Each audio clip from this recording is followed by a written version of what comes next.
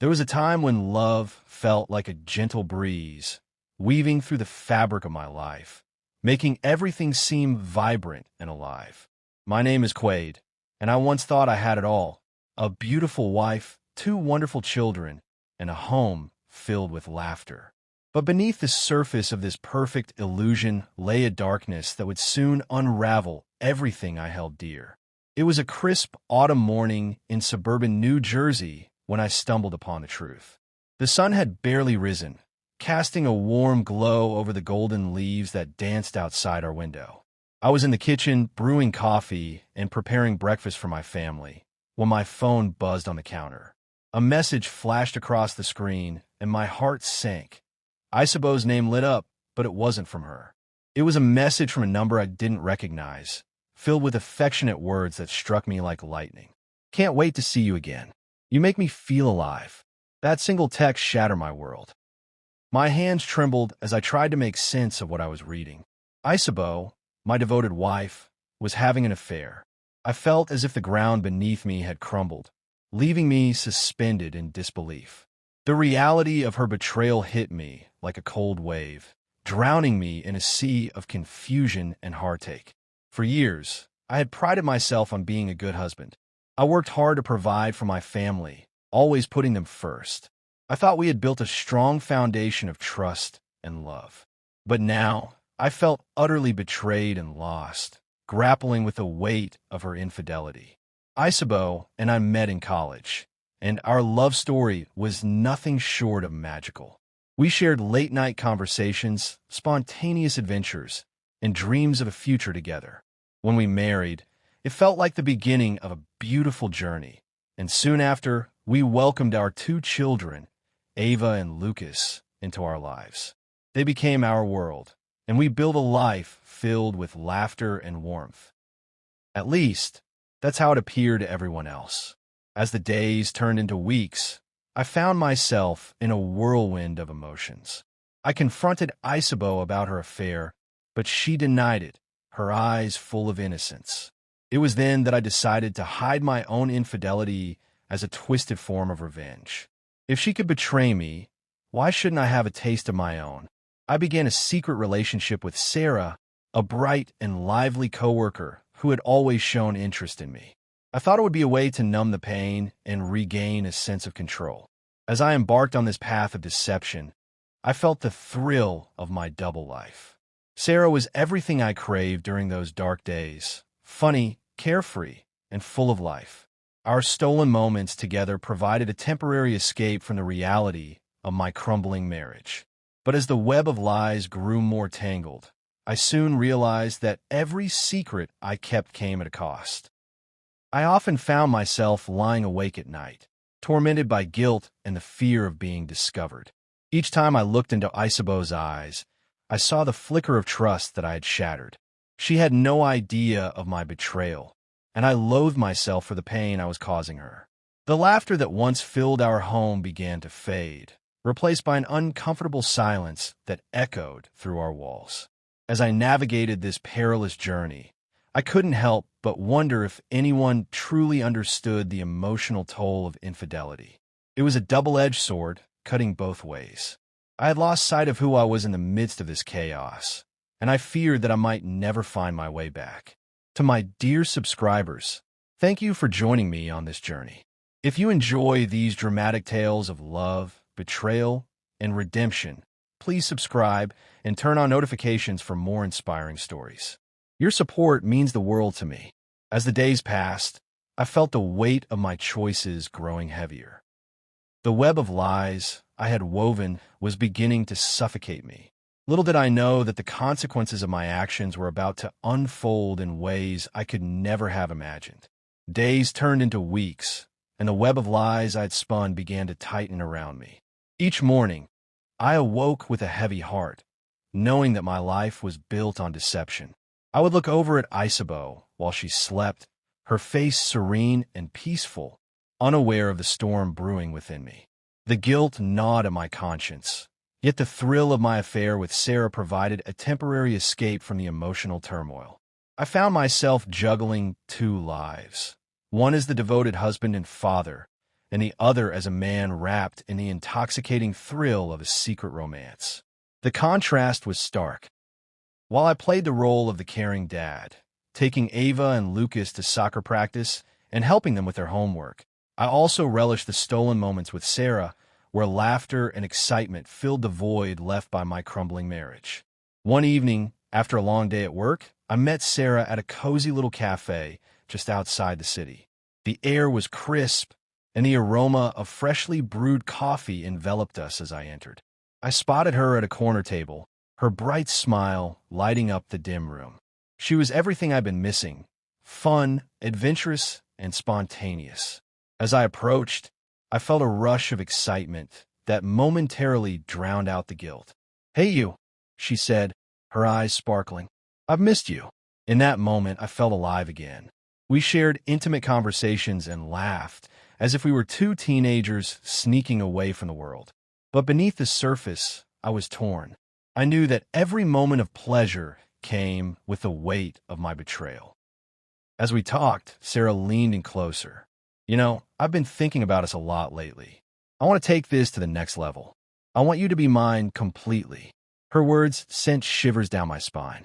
I wanted to tell her that I was already someone else's, that I had a life waiting for me back home.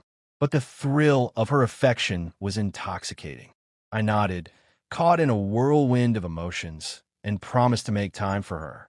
Back home that night, I found Isabeau waiting for me, her warm smile turning to concern as I walked through the door. "You're late," she said softly. "Everything okay?" "Yeah, just got caught up at work." I lied, forcing a smile as I ruffled Lucas's hair and kissed Ava goodnight. I felt like an imposter, living a life that no longer felt like my own. As the days passed, I noticed changes in Isabeau. She became more attentive, perhaps sensing that something was off. She would often ask about my day or how I was feeling, and I could see the worry etched on her face. I hated that I was the cause of her pain, yet I also feared that my secret would be discovered.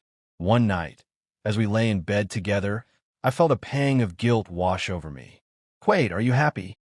Isabeau suddenly asked, breaking the silence. Her question caught me off guard. I wanted to tell her the truth, to confess everything, but I couldn't bring myself to shatter the fragile image of our family. "Of course I am. Why wouldn't I be?" I replied, hoping to mask the turmoil inside. Isabeau turned to me, her expression earnest. "I just feel like something's changed. I want us to be okay, I love you, and I want to make this work." Her words struck a chord deep within me. I loved her too, but the guilt of my actions was suffocating. I had betrayed the woman who had stood by me through thick and thin, and now I was living a lie. As I continued to see Sarah, the thrill of our secret encounters began to fade, replaced by a growing sense of dread. I found myself increasingly paranoid that one of my lies would unravel, exposing me for the fraud I had become. It was at work that my fears began to take shape. One afternoon, as I sat at my desk, I overheard a conversation between a couple of colleagues. "Did you hear about Isabeau? She's been acting strange lately. I think something's wrong with her marriage," one of them said. My heart raced at the mention of her name. Panic surged through me. What if she confided in someone about my affair? What if my secret was on the verge of being exposed? The thought sent chills down my spine, and I knew I had to be more careful. That evening, I met Sarah at her usual cafe, my mind racing with thoughts of Isabeau and the potential fallout. As I walked in, I noticed Sarah was already there, her eyes scanning the room. When she spotted me, she beamed with excitement. "You're here. I've been waiting for you." I forced a smile, but the weight of my double life hung heavily on my shoulders. "Hey, I'm glad to see you," I replied, trying to shake off the dread. As we sat together, chatting and sipping coffee, I couldn't fully enjoy the moment. My mind kept drifting back to Isabeau. I had to find a way to keep my two lives separate, to protect both my family and my secret. But as we talked, I couldn't shake the growing realization that my web of lies was becoming increasingly complex. The thrill of my affair was overshadowed by the fear of being discovered. I was trapped in a cycle of betrayal, and each day felt like a step closer to a reckoning I wasn't prepared for. Little did I know that the choices I was making would soon lead to unexpected consequences, ones that would change everything. As the weeks rolled on, the tension in my life escalated. I was playing a dangerous game, and every day felt like a high-stakes bet. The thrill of my affair with Sarah began to fade, unraveling into a thick web of deceit that was becoming harder to manage. Each encounter with her was now tinged with anxiety, overshadowed by the fear of discovery. Isabeau's intuition was sharp. She had sensed my distance and was determined to get to the bottom of it. I could see the concern in her eyes every time I returned home late or avoided her questions. The warmth of our family life felt strained, and I knew I was losing her trust. I desperately wanted to come clean, but feared that the truth would shatter everything we had built together. One evening, as I walked through the door, I was met with an unexpected sight. Isabeau was sitting on the couch, her eyes swollen from crying. "Quade, we need to talk," she said, her voice trembling. My heart dropped. I knew this conversation could unravel everything. "Sure, what's going on?" I replied, trying to maintain a calm facade. "I feel like I'm losing you," she said, tears streaming down her cheeks. "You've been distant, and I can't shake the feeling that something's wrong. Are you having an affair?" The question hung in the air like a thick fog, and I felt my stomach twist in knots. I wanted to deny it, to tell her that she was imagining things, but the truth clawed at my insides. "No, of course not. I'm just stressed with work, that's all," I lied, forcing a smile despite the guilt building inside me. Isabeau looked at me, her eyes searching for honesty. "Promise me you're not hiding anything. If there's something going on, I need you to tell me." "Isabeau, I swear," I said, my voice steady. "I love you, and I would never cheat on you. I'm just going through a tough time." She nodded slowly, but I could see the doubt lingering in her eyes. I felt like I was walking a tightrope, balancing my lies while trying to keep my family intact. As I made dinner that night, the weight of my deception bore down on me, making it hard to focus on anything but my spiraling thoughts. After dinner, I retreated to my office, seeking solace in the familiar confines of my work. I needed to think, to devise a plan to keep Isabeau from suspecting anything. But as I sat there, my mind drifted back to Sarah. The thrill I once felt in her presence was now tainted by the knowledge that my lies were suffocating me. The following day, I met Sarah at a secluded park, hoping to escape the chaos of my life for a while. The moment I saw her, a part of me felt lighter, but the anxiety quickly returned. "Hey there, you look tense," she said, noticing the strain on my face. "Just a lot on my mind," I replied, forcing a smile. We sat on a bench, the autumn leaves rustling around us. For a brief moment, I forgot about my troubles as we talked and laughed, but the fleeting joy was overshadowed by my inner turmoil. As we sat together, Sarah leaned in closer, her voice low and conspiratorial. "You know, I've been thinking, we could really have something special together. Why don't we just go for it? Leave everything behind and start fresh." Her words sent a chill down my spine. The idea of abandoning my family for a fantasy felt both exhilarating and terrifying. "I can't just leave, Sarah. I have kids. There's too much at stake," I replied, my voice trembling. "Why stay in a marriage that makes you unhappy? You deserve to be with someone who makes you feel alive," she insisted, her eyes sparkling with hope. As I looked into her eyes, I felt the pull of temptation. But the image of Isabeau and our children flashed through my mind, grounding me in reality. "I need to think about this," I said, my voice barely above a whisper. Returning home that evening, I felt more conflicted than ever. The weight of my lies pressed down on me, and I knew that I was living on borrowed time. Isabeau was becoming increasingly suspicious, and I could feel the walls closing in. One evening, as I lay in bed next to Isabeau, I could sense her restlessness. "Quade, can we talk?" she asked, her voice soft and cautious.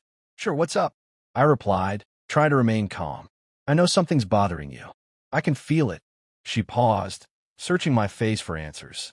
"If there's something you need to tell me, now's the time." I took a deep breath. The urge to confess clawed at me, but fear held me back. "I'm just stressed with work, I promise," I said, my voice strained. Isabeau's eyes filled with tears. I just want us to be okay. I love you, and I don't want to lose you. Her words struck a chord deep within me, but the guilt of my betrayal held me captive. I turned away, unable to face her vulnerability. As I lay there, the silence between us felt suffocating, and I knew I was losing her. Days turned into a blur of tension and secrecy. My meetings with Sarah became more frantic, filled with passionate exchanges that only deepened my internal conflict. I was caught in a vicious cycle, and the exhilaration of my double life began to fade, replaced by an overwhelming sense of dread. One afternoon, I received a call from Sarah while I was at work. "Hey, can we meet? I need to talk to you about something important," she said, her voice laced with urgency. "Sure, what's going on?" I asked, my heart racing. "I think we need to take a step back. This is getting too complicated," she said. "I can't keep living in the shadows. I want more than what we have." Her words sent a jolt of panic through me. "Wait, what do you mean?" I stammered. "I mean, I can't keep this a secret anymore. I want you to choose. It's either me or your family," she said, her voice firm. The ultimatum hung in the air, and I felt the ground shift beneath my feet.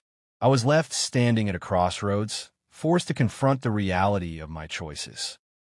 My heart raced as I realized that my web of lies was starting to unravel, and the consequences of my actions were about to come crashing down. As I hung up the phone, I felt a wave of panic wash over me. I was trapped, and the walls were closing in.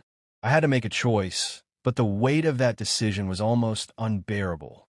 Little did I know, the truth was about to break free in ways I never anticipated. The gravity of Sarah's ultimatum weighed heavily on my mind as I drove home that evening. Each stoplight felt like an eternity, and the world outside the car window blurred into a haze of colors. I was caught in an internal battle, torn between the thrill of my secret life and the reality of my family who depended on me. The closer I got to home, the more I felt the suffocating weight of my choices. When I arrived, the house was quiet, a stark contrast to the chaos swirling inside me. Isabeau was in the kitchen, preparing dinner, her back turned to me. As I entered, the familiar sense of garlic and herbs filled the air, yet I found no comfort in them. "Hey," I said, attempting to sound casual, but my voice betrayed me. "Hey," she replied, glancing back. Her smile faltered for a moment, and I could see the concern etched on her face. "How was work?" "Busy, you know," I lied, forcing a smile as I leaned against the counter. My heart raced as I contemplated the conversation we needed to have. The truth loomed over us like a storm cloud, threatening to unleash its fury at any moment. After dinner, we settled into the living room. The kids were already tucked away in bed, and the silence felt deafening. I knew I couldn't avoid the truth any longer. "Isabeau, can we talk?" I finally said, my voice trembling slightly. She turned to me, her expression shifting to one of concern. "Of course. What's on your mind?" I took a deep breath, feeling my heart pound in my chest. "I need to be honest with you about something." I began, but the words caught in my throat. I wanted to tell her everything, to lay bare the weight of my betrayal, but fear gripped me. "Quade, you're scaring me," Isabeau said softly, her eyes welling with tears. "Just tell me what it is." I've been seeing someone," I finally admitted, my voice barely above a whisper. The words felt like shards of glass as they left my lips, cutting through the air between us. Isabeau's face fell, and the color drained for her cheeks. "What do you mean?" she asked, her voice trembling. "I didn't mean for it to happen. It just did." I stammered, tried to explain the unexplainable. I felt lost, and I made a terrible mistake. As I spoke, I could see the hurt in her eyes morph into anger. "A mistake? Quade, this isn't just a mistake. You've betrayed me. You've betrayed our family." Her voice rose, and I could see the pain etched across her face. I know.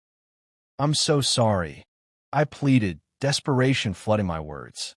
"I can't take it back, but I want to fix this. I love you, Isabeau. I want to make it right." "Love? How can you say that after what you've done?" she shouted, tears streaming down her cheeks. "You've broken my trust, and I don't know if I can ever forgive you for this." The weight of her words hit me like a punch to the gut. I had shattered everything we had built together, and now I was left standing in the ruins of our once happy life. "I'll do anything to make it right," I said, my voice breaking. "I'll end it with her. I promise." "Do you really think it's that simple?" Isabeau replied, her voice laced with bitterness. "You can't just undo the pain you've caused. You thought you could have your cake and eat it too, and now you expect me to just forgive you." "I know it's not simple, but I want to try," I pleaded. "We have a family, Isabeau. We have kids who need us." At that moment, I could see the struggle in her eyes. She was torn between the love she had for me and the betrayal that had shattered her trust. "I need time, Quade," she finally said, her voice barely above a whisper. "I need to think about what this means for us." "Please don't say that. I can't lose you," I begged, but deep down, I knew that I had put her in an impossible situation. The reality of my actions was now laid bare, and I had to confront the consequences of my choices. As the night wore on, the weight of our conversation hung heavy in the air. Isabeau retreated to the bedroom, leaving me alone with my thoughts. I paced the living room, replaying our conversation in my mind. I had crossed a line I could never uncross, and I was left to grapple with the fallout. The next day, I met Sarah. She asked, her eyes searching mine. "You look different." "I can't do this anymore," I said, my voice steady but filled with sorrow. "I told Isabeau about us. I need to focus on my family." Sarah's expression shifted from surprise to anger. "You're choosing her over me? After everything we've shared?" "It's not that simple. I made a mistake, and I need to make things right with my family," I replied, feeling the weight of my decision. "Fine," she said, her voice cold. "But don't think this is over. You'll regret this." As I left the cafe, I felt a mix of relief and sorrow. I had chosen to confront my reality, but I knew the road ahead would be anything but easy.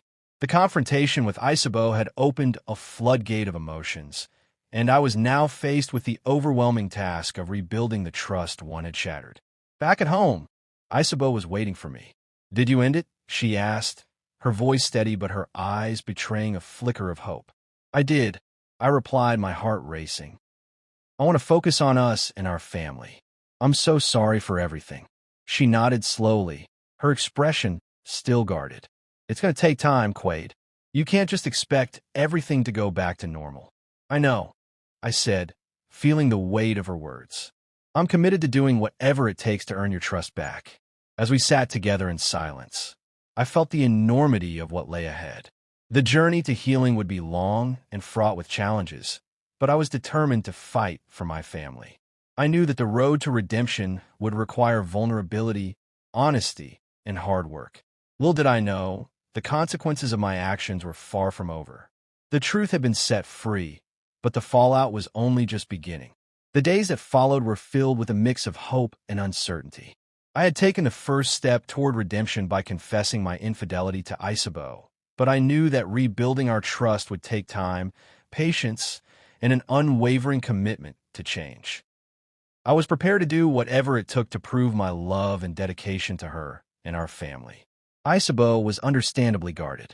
While she had accepted my promise to end things with Sarah, the emotional scars from my betrayal were still fresh. I could see it in her eyes, the flicker of doubt that lingered beneath her surface calm. Each time I reached for her hand or attempted to show affection, I felt her hesitation. It was as if we were navigating uncharted territory, and every step forward was fraught with the potential to fall back into darkness. One evening, as we sat on the couch after the kids had gone to bed, I took a deep breath and turned to her. "Isabeau, I know this will take time, but I want to be here for you, to support you in any way I can. If you need to talk, or if there's anything I could do to help you heal, please let me know." She looked at me, her expression a mix of gratitude and vulnerability. "I appreciate that, Quade. It's just going to be hard. I can't help but feel betrayed, and I don't know if I can ever feel completely safe again." "I understand," I said, my heart aching for her pain. "I want to rebuild that safety for you. I'm committed to being open and honest from now on. No more secrets." As the days turned into weeks, we began to establish new routines. I made a concerted effort to be present. I took the kids to school, cooked dinner, and even initiated family game nights. I wanted to show Isabeau that I was dedicated to our family and willing to put in the effort to mend what had been broken. Yet, despite my best efforts, there were still moments of tension. Isabeau would occasionally withdraw, lost in her thoughts, and I could sense the storm brewing within her. I understood that healing wasn't linear. It came in waves, and I had to be prepared for the ups and downs. One night, as we lay in bed, I heard Isabeau softly sobbing beside me. My heart sank.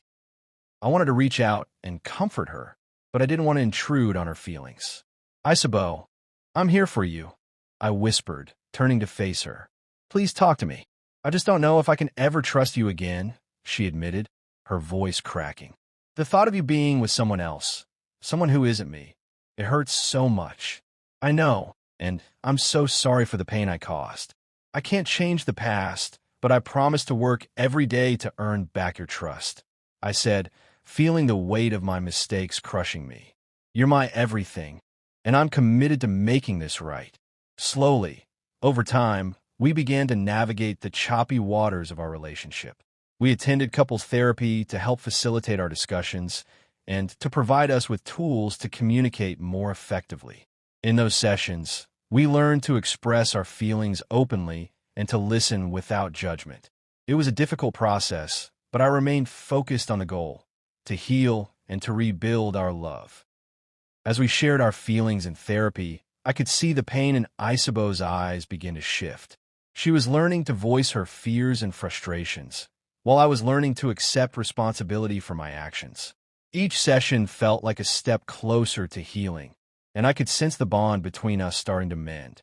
One evening, after a particularly productive session, we returned home feeling a mix of exhaustion and relief. As we sat together on the couch, I reached for Isabeau's hand, gently intertwining our fingers. I'm really proud of us, I said, my heart swelling with hope. We're making progress, and I believe we can come out stronger. She smiled faintly, but then hesitated. I just hope that I can forgive you fully. Some days, it feels like I'm still stuck in the hurt.